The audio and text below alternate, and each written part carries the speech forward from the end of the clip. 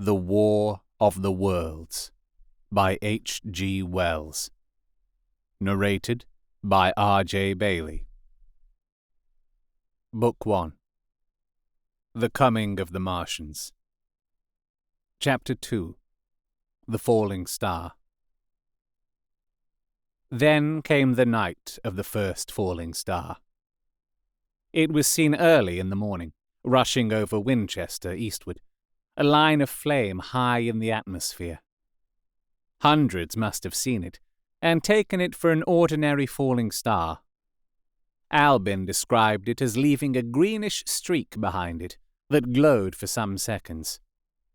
Denning, our greatest authority on meteorites, stated that the height of its first appearance was about 90 or 100 miles. It seemed to him that it fell to Earth about 100 miles east of him. I was at home at that hour, and writing in my study, and although my French windows faced towards Ottershaw, and the blind was up, for I loved in those days to look up at the night sky, I saw nothing of it. Yet this strangest of all things that ever came to Earth from outer space must have fallen while I was sitting there, visible to me had I only looked up as it passed. Some of those who saw its flight say it travelled with a hissing sound. I myself heard nothing of that. Many people in Berkshire, Surrey, and Middlesex must have seen the fall of it, and, at most, have thought that another meteorite had descended. No one seems to have troubled to look for the fallen mass that night.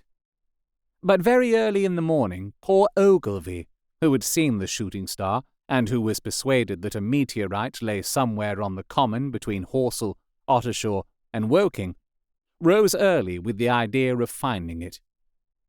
Find it he did, soon after dawn, and not far from the sand pits. An enormous hole had been made by the impact of the projectile, and the sand and gravel had been flung violently in every direction over the heath, forming heaps visible 1.5 miles away. The heather was on fire eastward, and a thin blue smoke rose against the dawn. The thing itself lay almost entirely buried in sand, amidst the scattered splinters of a fir tree it had shivered to fragments in its descent.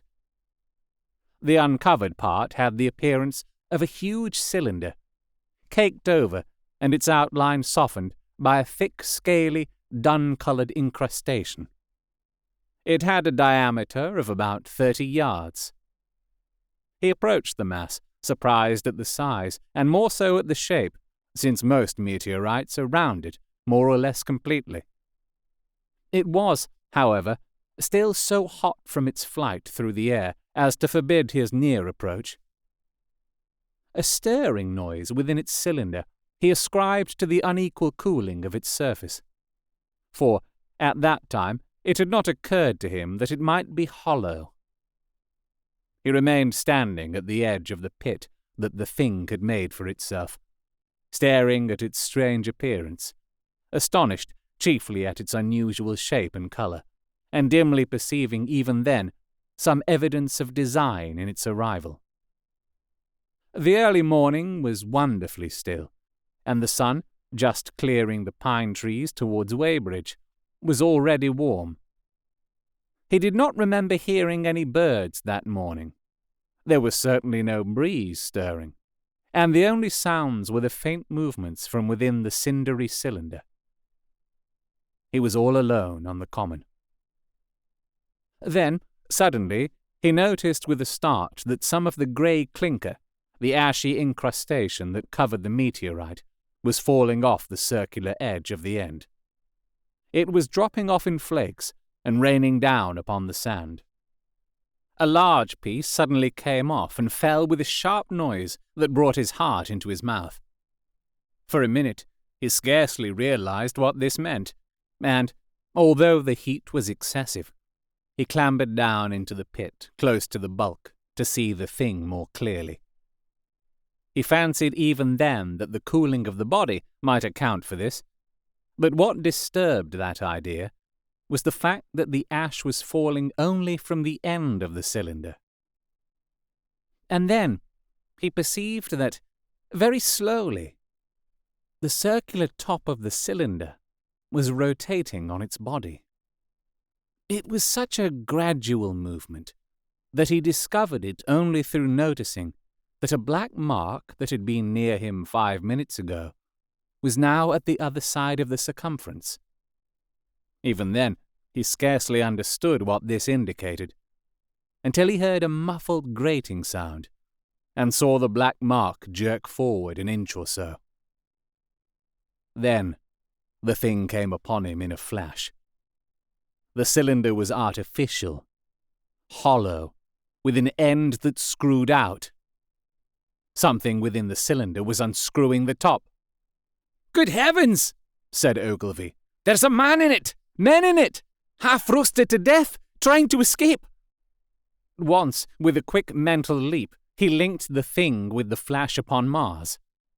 The thought of the confined creature was so dreadful to him that he forgot the heat and went forward to the cylinder to help turn. But, luckily, the dull radiation arrested him before he could burn his hands on the still glowing metal. At that, he stood irresolute for a moment, then turned, scrambled out of the pit, and set off running wildly into Woking. The time then must have been somewhere about 6 o'clock. He met a wagoner and tried to make him understand, but the tale he'd told and his appearance was so wild, his hat had fallen off in the pit, that the man simply drove on.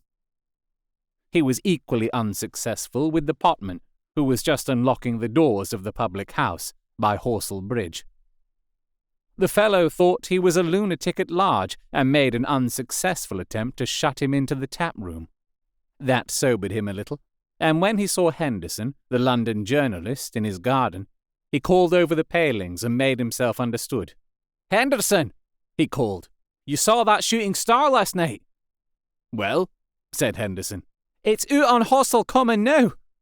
"Good Lord," said Henderson. "Fallen meteorite? That's good." "But it's something more than a meteorite. It's a cylinder, an artificial cylinder, man, and there's something inside." Henderson stood up with his spade in his hand. "What's that?" he said. He was deaf in one ear. Ogilvy told him all that he had seen. Henderson was a minute or so taking it in. Then he dropped his spade, snatched up his jacket, and came out into the road. The two men hurried back at once to the common, and found the cylinder still lying in the same position. But now the sounds inside had ceased, and a thin circle of bright metal showed between the top and the body of the cylinder. Air was either entering or escaping at the rim with a thin, sizzling sound. They listened, rapped on the scaly burnt metal with a stick, and, meeting with no response, they both concluded the man, or men inside, must be insensible or dead. Of course, the two were quite unable to do anything.